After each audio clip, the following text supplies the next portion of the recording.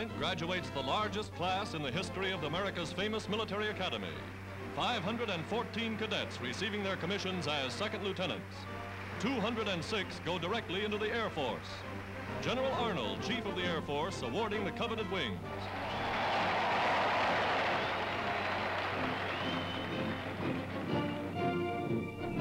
The traditional full-dress parade. For the last time, the class of 1943 receives the salute of their comrades in arms. Before commanding officers, the entire Cadet Corps passes in review.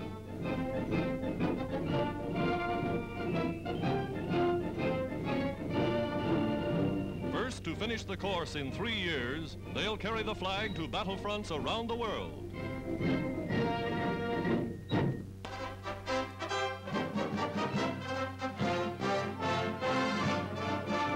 Arriving in New York City, Gunder Hagg, Sweden's great distance runner, is welcome to America. Welcome to the United States, Gunder. Ja, tack för välkomsthälsningen. Jag är mycket glad att vara här i Amerika och jag ska göra mitt bästa. Hagg, holder of 7 world's records, loses no time limbering up his sea legs.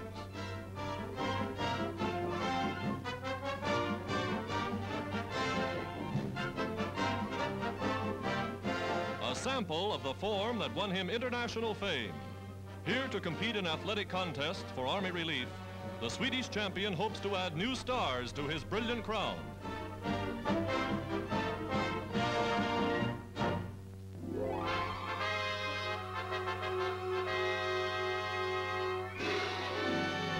British warships patrolling the Mediterranean off Cape Bon Peninsula round up boatloads of Axis troops trying to escape from North Africa. Hauled aboard destroyers as prisoners.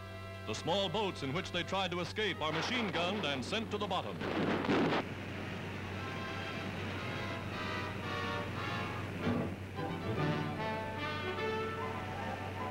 Very few Nazis and Italians escape the British fleet as it combs the 90 miles of sea between Sicily and the North African coast.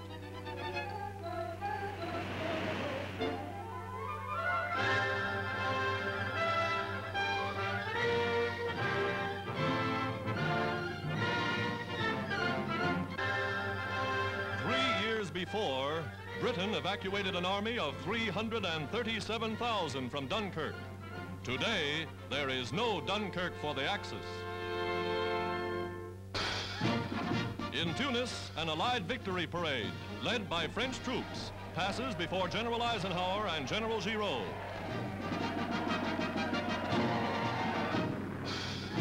Mighty bombers of the Allied air forces roar overhead as British, French, and Americans march shoulder to shoulder, united in a common cause.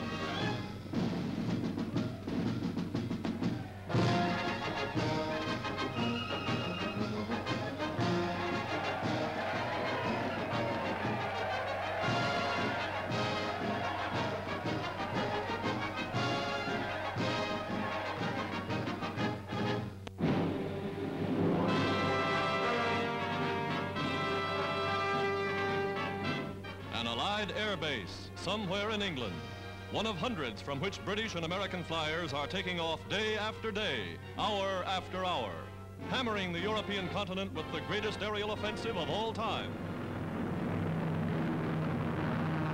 American-built bombers roaring across the channel, turret guns ready, ships loaded with bombs for a raid on military objectives in Nazi-held France.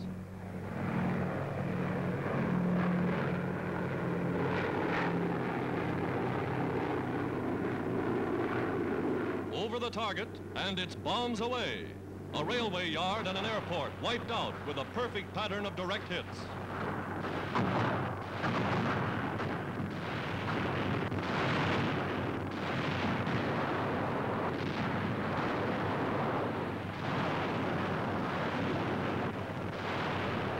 Mission a success, they turn for home.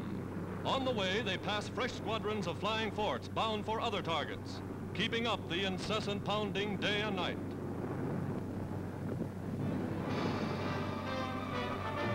In North Africa, Captain Eddie Rickenbacker, famous ace of the last war, talks with pilots of General Doolittle's bomber command. These are some of the men who are softening up Italy and the continent for invasion. A A cameraman goes along to record an attack on the Sicilian port of Marsala, only 90 miles across the Mediterranean from Cape Bon. Axis ships, docks, and harbor defenses crumple beneath the blow.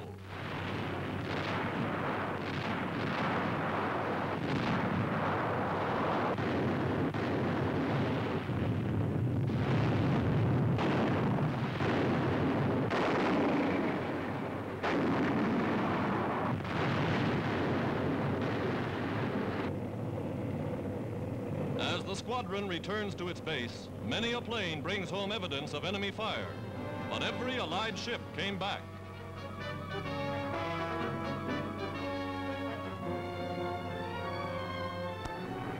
In the South Pacific, Allied air forces are increasing their attacks upon the Japs. Giant Liberators, bound for Nauru, an important Japanese base northeast of the Solomon Islands, leave the enemy stronghold smoking and in flames.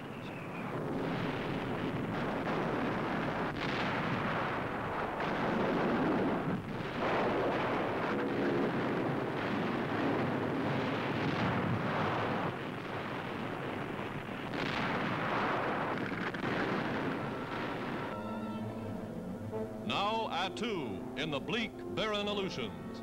Here, more than 2,000 miles from the United States, planes lead the way in the drive that blasts the Japs from the island.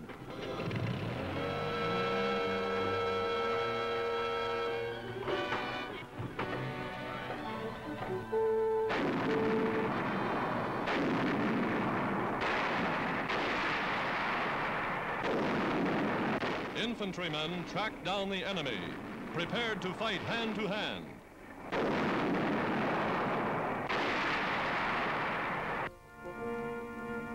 The result, the Japanese garrison wiped out.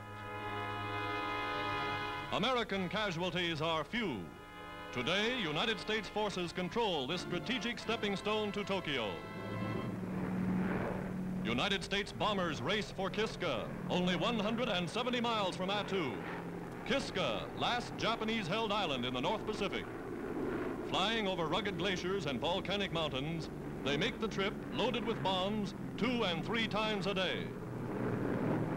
Eyes glued to the bomb site, the bombardier presses the trigger that releases his lethal cargo. The target, a submarine base and airdrome.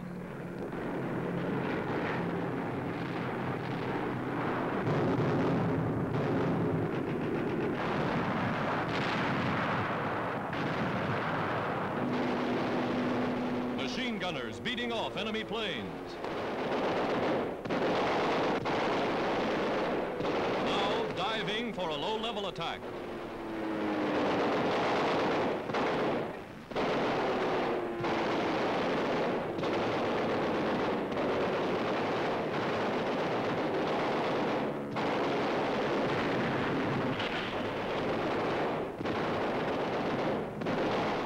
Coming in for a landing at their own base, pilots set down their ships on dangerously rain-soaked runways.